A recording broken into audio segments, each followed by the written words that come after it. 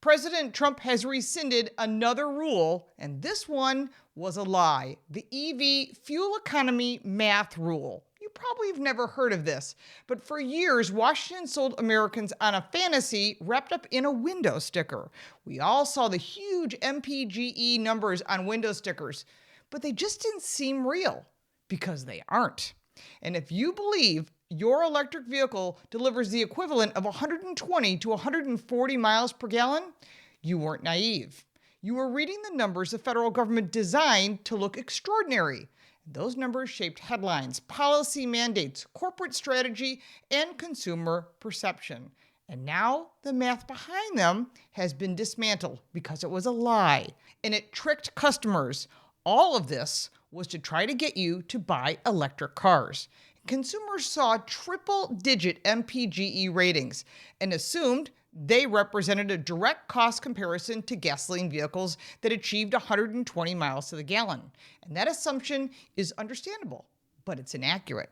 And drivers do not purchase gallons of electricity, they purchase kilowatt hours. They pay varying residential rates, commercial charging fees, and fast charging premiums, depending on where you charge. They experience charging losses that increase the electricity drawn from the grid beyond what the battery ultimately stores. So the MPGe figure does not reflect these realities in a way consumers can intuitively understand. And the U.S. Department of Energy has rescinded the fuel content factor, and that's what they called it, a regulatory provision that artificially boosted fuel economy values of electric vehicles under the corporate average fuel economy standards. The move follows a federal appeals court ruling last September determining the provision was unlawful.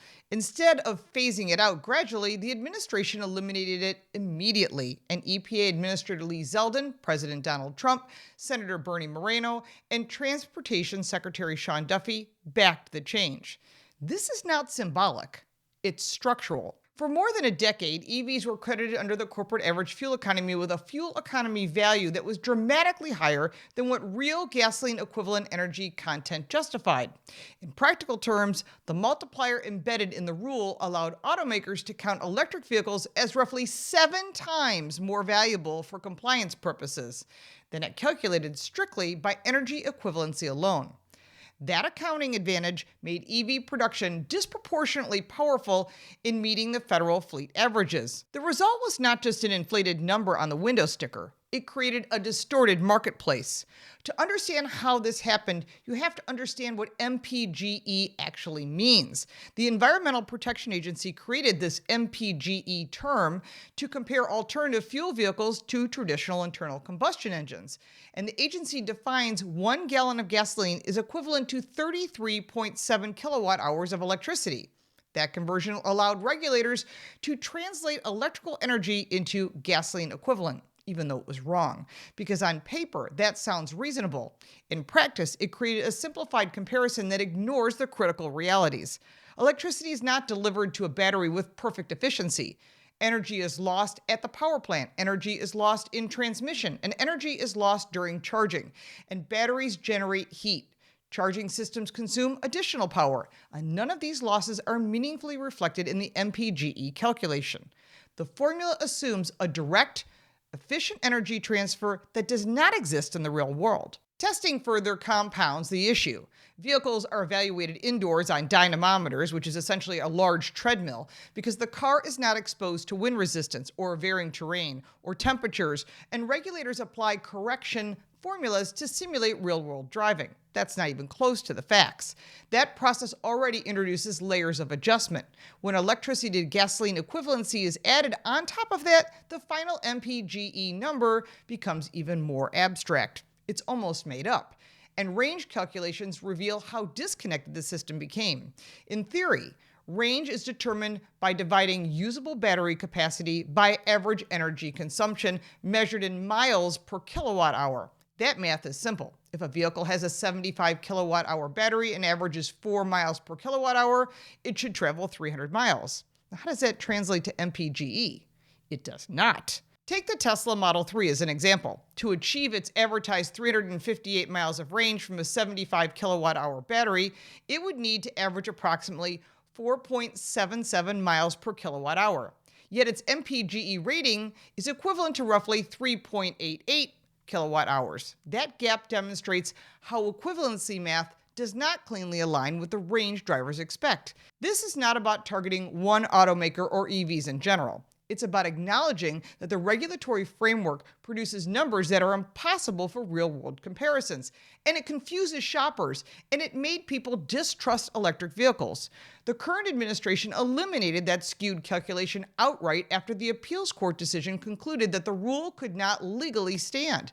It's just bad math. At the same time, the administration has lowered federal fuel economy standards. The prior rule required fleet averages to reach 50.4 miles per gallon by 2031, and no brands could meet this number. The new change reduces the requirement back to 34.5 miles per gallon. And legislation signed last year also eliminated the fuel economy penalties retroactive to the 2022 model year, removing billions of dollars in potential EPA fines. These shifts matter because compliance math drives production strategy. When EVs carried inflated regulatory value, manufacturers had strong incentives to prioritize electric production to balance out fleet averages because of the big fines. The fines for not complying are crippling and could put a car brand out of business. The push for mandating consumer demand was a cost savings, but the demand was not what the government was forcing on us.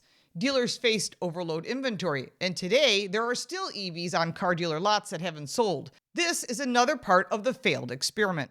When government amplifies one technology through arithmetic, it never works, and consumers won't buy it.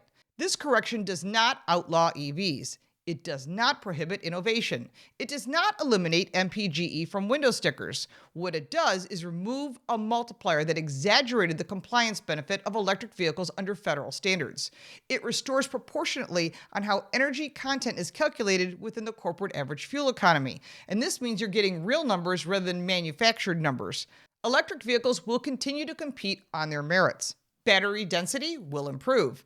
Charging networks will expand, and hybrid technology will evolve. Efficient gasoline engines will continue to be in the mix of choices.